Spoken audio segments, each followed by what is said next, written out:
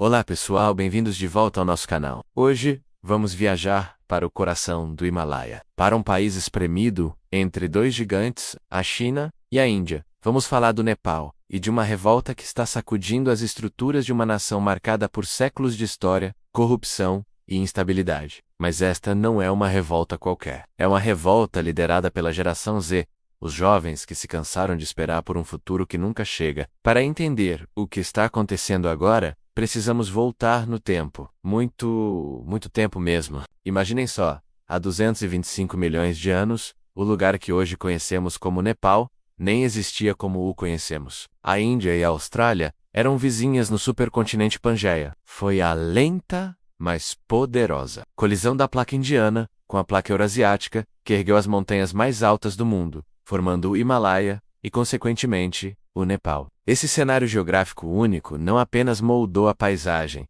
mas também a história e a cultura do povo nepalês, isolando-o e, ao mesmo tempo, tornando-o um ponto de encontro de diferentes civilizações. Os primeiros sinais de ocupação humana na região datam de pelo menos 30 mil anos. Mas a história política do Nepal, como a conhecemos, começou a tomar forma bem mais tarde, com a dinastia Kirat, por volta do século VIII a.C. Depois vieram os Lishavi, e em seguida a dinastia Malá, que a partir do século XII transformou o Vale de Katmandu em um centro cultural e artístico vibrante. Contudo, essa era de ouro terminou de forma trágica. A dinastia Malla se fragmentou em reinos menores e rivais, enfraquecendo a região. Essa fraqueza abriu caminho para um novo poder. Em 1768, o rei Prithvi Narayan Shah, do pequeno reino de Gorra, unificou o Nepal através de uma série de conquistas militares. Ele é considerado o pai da nação nepalesa moderna. A dinastia Shah governou o país,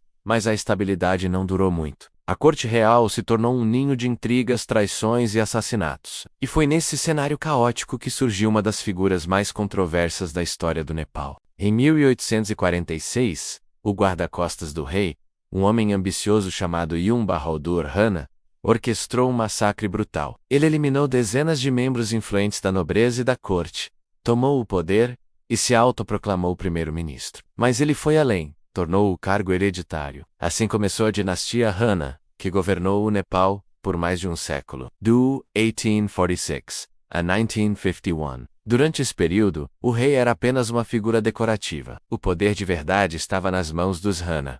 Eles mantiveram o Nepal isolado do mundo, estagnado no tempo, enquanto acumulavam fortunas e viviam no luxo. A população majoritariamente rural e pobre continuava esquecida. No meio do século XX, os ventos da mudança começaram a soprar. Inspirados pela independência da vizinha Índia, movimentos populares começaram a se formar no Nepal. Em 1951, uma revolução, apoiada pelo rei Tribhuvan, finalmente derrubou o regime Rana e restaurou o poder da monarquia Shah.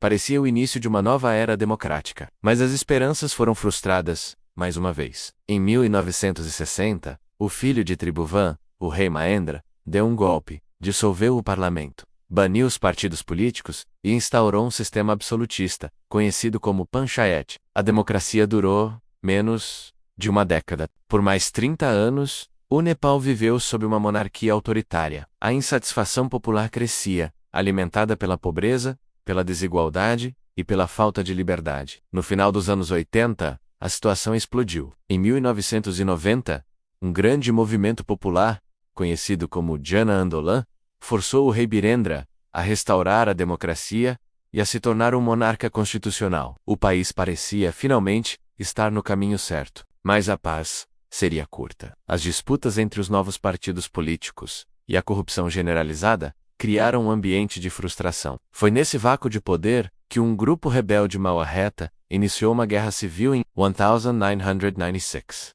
O objetivo deles era derrubar a monarquia e estabelecer uma república comunista. O conflito durou 10 anos e deixou um saldo de mais de 17 mil mortos, mergulhando o país em um ciclo de violência e medo. Em meio a essa guerra, uma tragédia abalou o Nepal e o mundo. Em 2001, o príncipe herdeiro de Pendra, supostamente sob o efeito de álcool e drogas, assassinou seu pai, o rei Birendra, sua mãe e vários outros membros da família real, antes de tirar a própria vida. O trono passou para o irmão do rei assassinado, Gyanendra, uma figura impopular e vista com desconfiança. Em 2005, usando a guerra civil como pretexto, o rei Gyanendra deu um golpe, assumiu o poder absoluto e tentou reverter todos os avanços democráticos. A resposta foi imediata e massiva. Os partidos políticos antes rivais uniram-se aos rebeldes maoístas em uma aliança histórica contra o rei. Em 2006, um segundo movimento popular, o Jan Andolan II, levou milhões de pessoas às ruas. Após semanas de protestos intensos, o rei Gyanendra foi forçado a ceder. A monarquia de 240 anos, que unificou o país,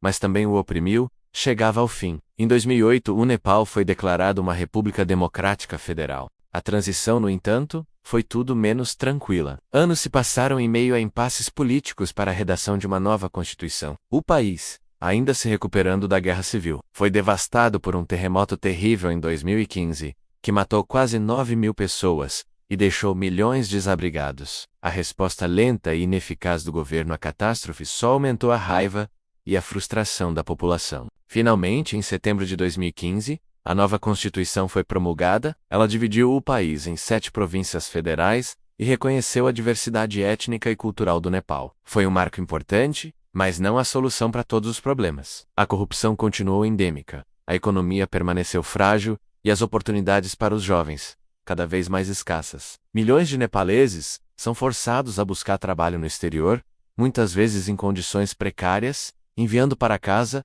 o dinheiro que mantém a economia do país funcionando. E é aqui que chegamos à geração Z, os jovens que nasceram e cresceram em meio a toda essa turbulência. Eles viram a guerra civil, a queda da monarquia e a promessa de uma nova república. Eles viram seus pais e irmãos mais velhos protestarem nas ruas. Eles têm acesso à internet, veem como o resto do mundo vive e não aceitam mais a corrupção e a incompetência como algo normal. Em 2023, essa frustração acumulada explodiu. O estopim foi um escândalo de corrupção envolvendo políticos de alto escalão que cobravam propina para falsificar documentos e enviar cidadãos nepaleses para os Estados Unidos como refugiados butaneses. Para a geração Z, foi a gota d'água. Usando as redes sociais como o TikTok e o Instagram, eles organizaram protestos massivos em Katmandu e outras cidades, exigindo o fim da impunidade e uma reforma real no sistema político. Essa revolta é diferente. Não é liderada por partidos políticos, mas por jovens independentes, fartos de uma classe política que eles consideram corrupta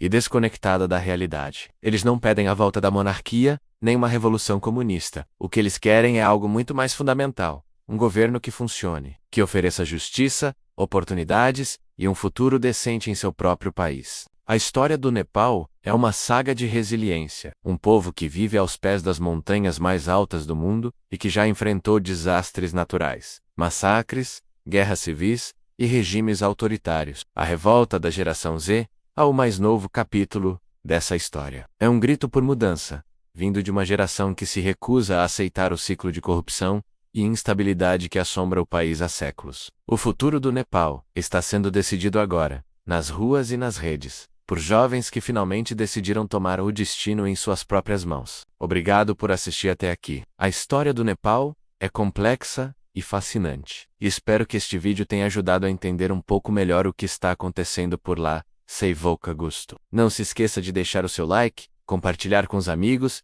e se inscrever no canal para mais conteúdos como este. 8. Approxima